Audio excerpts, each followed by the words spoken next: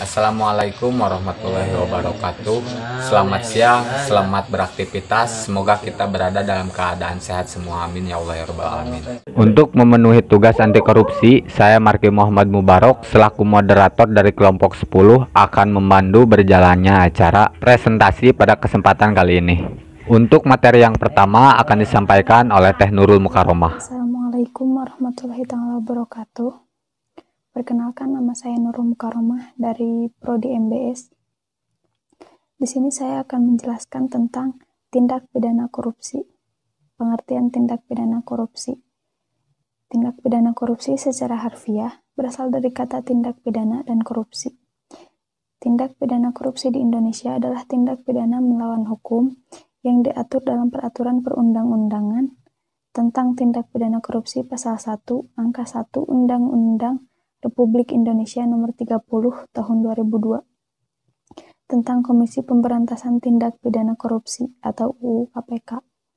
Rumusan-rumusan yang terkait dengan pengertian tindak korupsi tersebut tentu saja akan memberi banyak masukan dalam perumusan UU PTPK, sehingga sanksi hukuman yang diancamkan dan ditetapkan dapat membantu memperlancar upaya penanggulangan tindak pidana korupsi.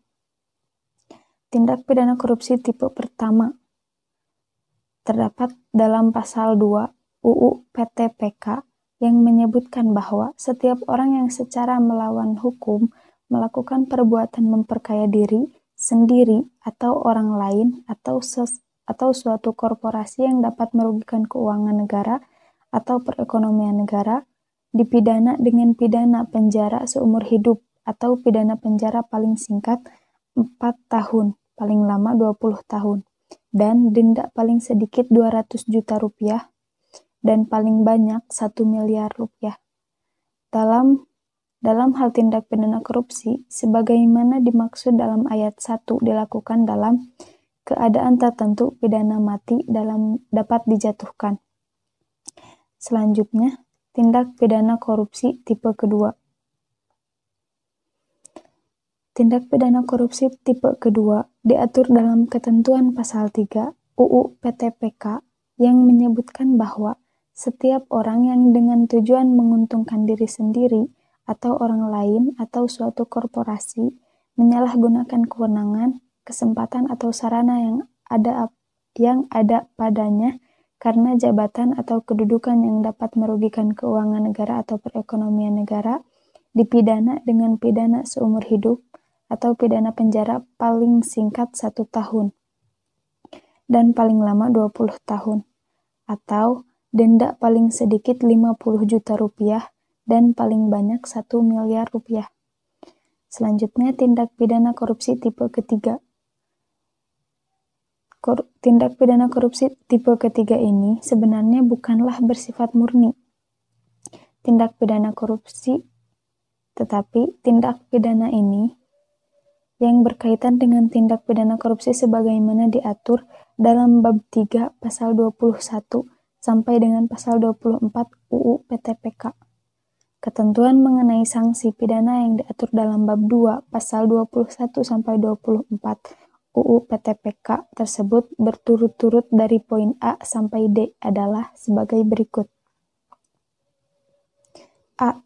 Dipidana dengan pidana penjara paling singkat 3 tahun dan paling lama 12 tahun dan atau denda paling sedikit 150 juta rupiah dan paling banyak 600 juta rupiah.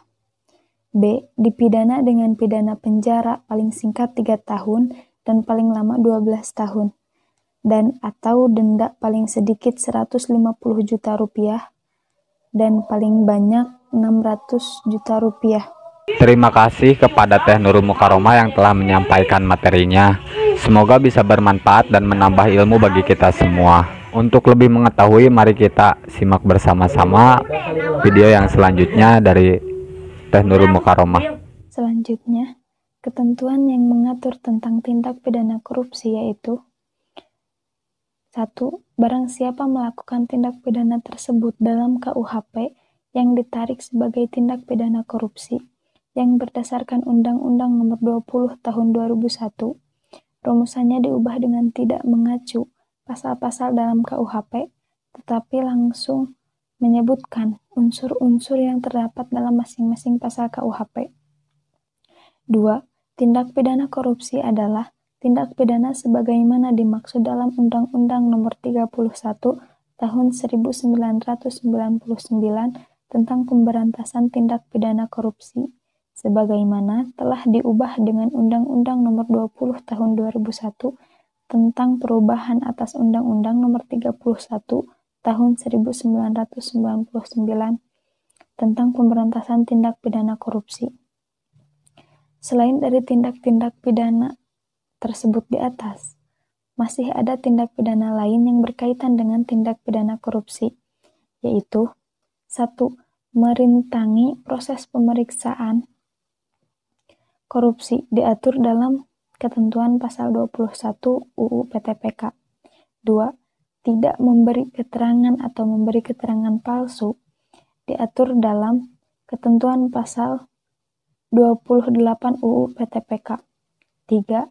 Bank yang tidak memberikan keterangan rekening tersangka diatur dalam ketentuan pasal 22 JO pasal 29 UU PTPK.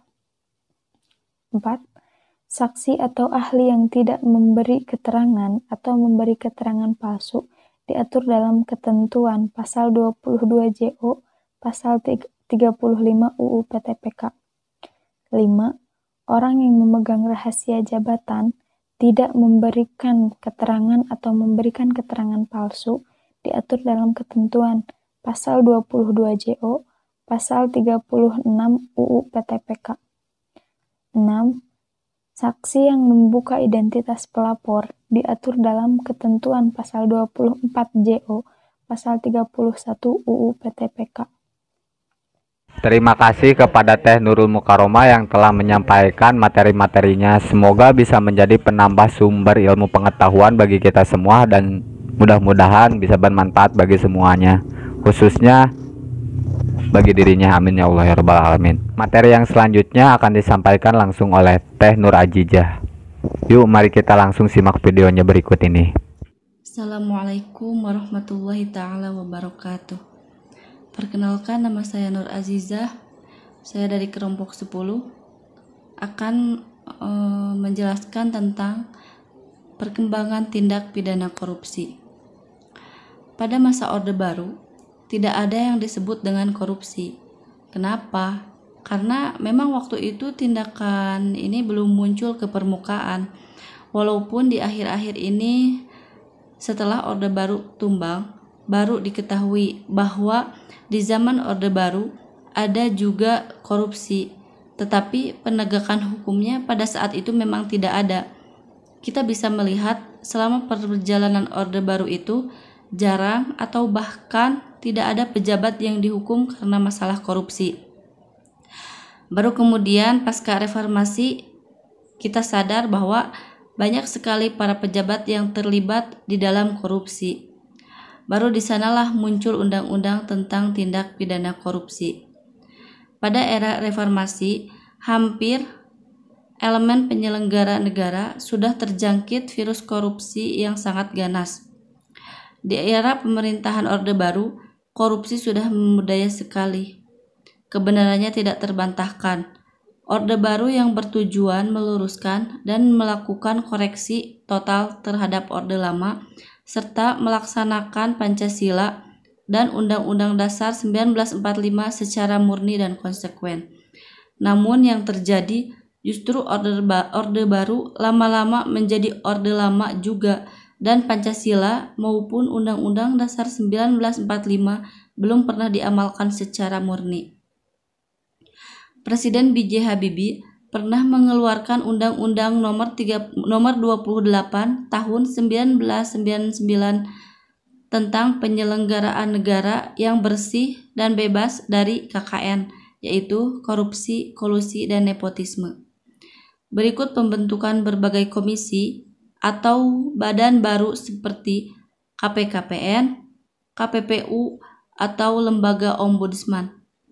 Presiden Abdurrahman Wahid membentuk tim gabungan pemberantasan tindak pidana korupsi Namun akhirnya TGP TPK dibubarkan. Sejak itu, Indonesia mengalami kemunduran dalam upaya pemberantasan KKN. Di masa pemerintahan Megawati, pemerintah konsen terhadap pemberantasan korupsi dengan membentuk KPK. Namun, terlihat wibawa hukum semakin merosot, di mana yang menonjol adalah otoritas kekuasaan. Lihat saja betapa mudahnya konglomerat bermasalah bisa mengecoh aparat hukum dengan alasan berobat ke luar negeri. Pemberian SP3 untuk Prajogo Pangestu, lolosnya Samadikun Hartono dari jeratan eksekusi putusan MA menjadi bukti kuat bahwa elit pemerintahan tidak serius dengan upaya pemberantasan korupsi. Masyarakat menilai bahwa pemerintah masih memberi perlindungan kepada para pengusaha besar yang notabene memberi andil bagi kebangkrutan perekonomian nasional.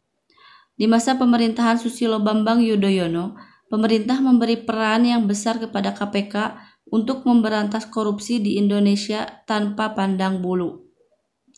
Kasus-kasus korupsi dibuka secara transparan, koruptor diberi hukuman yang berat dan tidak lagi mendapatkan remisi.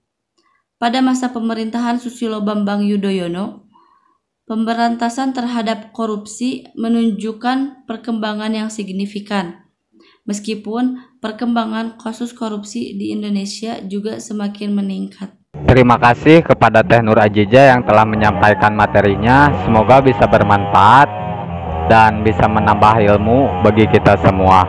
Untuk yang selanjutnya yaitu sesi tanya jawab. Mari kita diskusikan apa yang tidak dimengerti. Terima kasih. Mungkin sekian yang dapat disampaikan oleh kelompok kami. Mohon maaf bila ada kesalahan. Akhirul kalam. Wassalamualaikum warahmatullahi wabarakatuh.